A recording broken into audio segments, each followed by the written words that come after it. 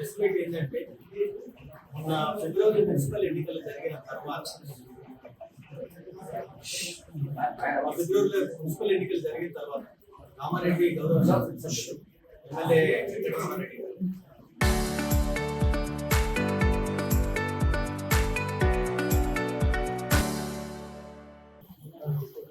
Press meet లో మాట్లాడుతూ శబరిమల గారి కొడుకైనటువంటి ఇలియాస్ గారి పైన కొన్ని ఆరోపణలు చేశారు.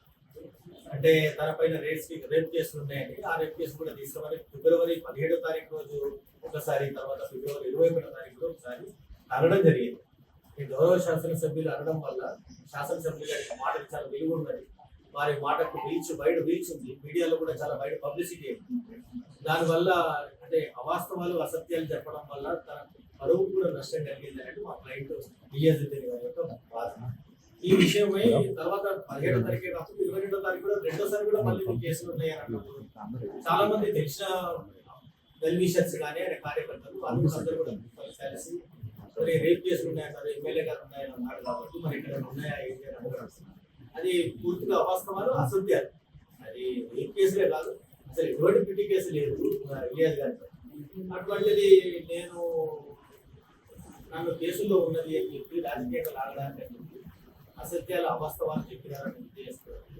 చట్టపరమైనటువంటి చర్యలు తీసుకుందామని తాను నాంపల్లి కోర్టు దగ్గర ఎంపీ ఎమ్మెల్యే ప్రత్యేక కోర్టు న్యాయస్థానం ఇది ఎమ్మెల్యే వాటి పైన క్రిమినల్ డిఫమేషన్ కేసు.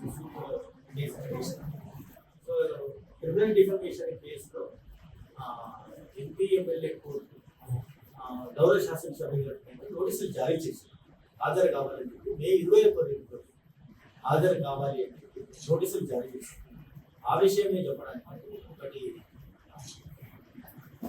మా క్లయింట్ గారు ఇది కూడా ఏంటంటే అవాస్తవాలు అసత్యాలు ఎవరు చెప్పినా ఎవరు చేసినా కానీ న్యాయస్థానాన్ని ఆశ్రయించి ఎవరికైనా సరే తనకు చట్టపైన ఉన్నటువంటి హక్కులు ఏవైతే ఉన్నాయో వాటన్నింటినీ కూడా తాను లీగల్ రికోర్స్ తీసుకుంటాను విషయం చెప్పడానికి అదే విషయంలో ఈరోజు ప్రెస్ మీట్ అదే సందర్భంలో మేము నోటీస్ ఇచ్చింది, కోర్టు నోటీసులు జారీ చేసింది. కోర్టే నోటీసులు జారీ కేసు వేసిన తర్వాత క్రిమినల్ కేసు, సివిల్ కేసులో నోటీసు పార్టీ ఎదురు పార్టీకి నోటీస్ ఇస్తారు. ఇది క్రిమినల్ కేసు. సో క్రిమినల్ కేసులో నోటీసు కోర్టు లేదు జారీ క్రిమినల్ డిఫెన్స్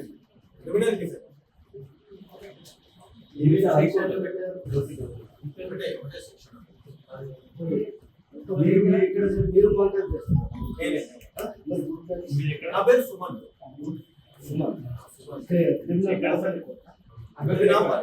అడ్వకేట్.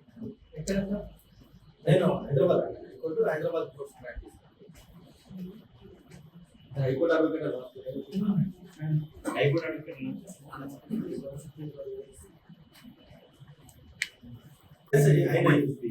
అది నోటీస్ కోర్టు ద్వారానే కోర్టు అక్కడి నుంచి కామారెడ్డి కోర్టుకు వస్తాయి.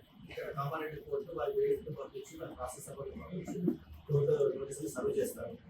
సో ఖచ్చితంగా తీసుకోవాల్సింది నోటీసులు తీసుకుంటారు. ఇంకా సర్వ్ కాదండి మొన్ననే ఇష్యూ. సో నిన్న డిస్పాచ్ కూడా హాజరు కావాలి. తను కానీ కోర్టు నోటీసులు ఏవి రాకుండా క్రిమినల్ కేసు, ముఖ్యంగా క్రిమినల్ కేసులో ఎవరైనా కోర్టుకు హాజరు కాకుండా కోర్టు నోటీసులు ఇచ్చిన తర్వాత అంటే దీంట్లో మీడియా లైవ్ లో చేసినప్పుడు ఒక్కోసారి ఎవరు ఏం మాట్లాడతారనేది తెలియనప్పుడు తెలిసి దాన్ని ప్రచారం బయటగా చేసినప్పుడు మీడియా కూడా బాధ్యులేదు. కానీ ఈ విషయంలో ఎమ్మెల్యే గారు లైవ్ లో చెప్పడం ఒకటి, తర్వాత మేము కొందరికి నోటీసులు ఇచ్చినప్పుడు మీడియా వాళ్ళు తీసేసారు లింక్స్. ఎందుకంటే మాకు అది లైవ్ లో చెప్పినప్పుడు తెలియదు కదా అని చెప్పేసి మీడియా లింక్స్ తీసేసారు. మూడోది ఏంటంటే ఎమ్మెల్యే గారు వారి సొంత ఫేస్బుక్ లో పెట్టి ప్రచారం చేయడం అనేది అనడము, అది దాన్ని చాలా వైడ్ పబ్లిసిటీ ఫేస్బుక్ లో వీడియో ఉండడం, దాని ద్వారా చేసిన ఎనీ క్రిమినల్ కేసులు వ్యక్తిగతంగా హాజరు కావాలి. ఏ కేసు అయినా సరే అండర్ ఐపీసీ బిఎన్ఎస్ కింద ఏవైతే ఉన్నాయో ప్రతి క్రిమినల్ కేసులు ఎవరైనా వ్యక్తిగతంగా హాజరు కావాలి. సోషల్ మీడియా ప్రచారం అంటే సోషల్ మీడియాలో ఫార్వర్డ్ చేసిన వారిపై కూడా చర్యలు ఉంటాయి కానీ సోషల్ మీడియాలో అది లైవ్ లో జరిగిన ఒక్కోసారి ఇన్నోసెంట్ గా మీడియాలో ఉంటాయి. నేను కూడా మీడియా బ్యాక్గ్రౌండ్ నుంచి వచ్చిన మనకు కూడా ప్రెస్ లో ఉండేటువంటి లిమిటేషన్స్ ఏంటో తెలుసు. లైవ్ లో జరుగుతున్నప్పుడు ఇప్పుడు నేను లైవ్ లో మాట్లాడుతున్నప్పుడు ఏం మాట్లాడుతున్నారంటే మాట్లాడే వరకు తెలియదు కాబట్టి ఒకసారి ఆల్రెడీ బ్రాడ్కాస్ట్ అయిన తర్వాత మనం దాన్ని తెలిసినప్పుడు లేదంటే ఇక్కడ డిఫర్మేషన్ మ్యాటర్ ఉన్నది అన్నప్పుడు చాలా లింక్స్ తీసేసినారు వీడియో మాది ఎదుర్కొన్నది తీసేసినారు. కానీ ఇంకా ఫేస్బుక్ లో అంటే ఎమ్మెల్యే గారు ఫేస్బుక్ ఇంకా వీడియో చాలా ఇంకా ఉంది ఉన్నది కాబట్టి ఆ విషయంలో ఇప్పుడు వేరే మీడియా వల్ల ఎవరికి పార్టీ లేదు. రాజకీయపరమైనటువంటి వ్యాఖ్యలు చేయడం ఒక రకం కానీ వాస్తవ ఒక్కోసారి పరిశ్రమైన పదజాలం కూడా వాడచ్చు. ఎవరైనా రాజకీయాల్లో ఉన్నప్పుడు ఎవరైనా సరే కొంత పరిశ్రమైన పదజాలం వాడినా దాంట్లో కూడా ఒక రకంగా దాన్ని అంత సీరియస్ గా ఎవరు తీసుకోరు. కానీ అవాస్తవాలు అసత్యాలు కంప్లీట్ గా చెప్పి వారి పైన రేపు చేస్తుంది అని చెప్పడం లేని కేసులను దాన్ని దిగుపెట్టినప్పుడు ప్రజలందరిలో కూడా ఎమ్మెల్యే మాట్లాడినప్పుడు అందరికి కూడా నిజంగా ఉండిండొచ్చేమో ఉంటనే అంటారు కదా అనేది ఎదుర్కొంటారు. ఆ విషయాన్ని చాలా క్లారిటీతో ఏదైనా ఉంటే కేసులు ముందుకు తీసుకోండి. నోటీసులు జారీ చేసినారు.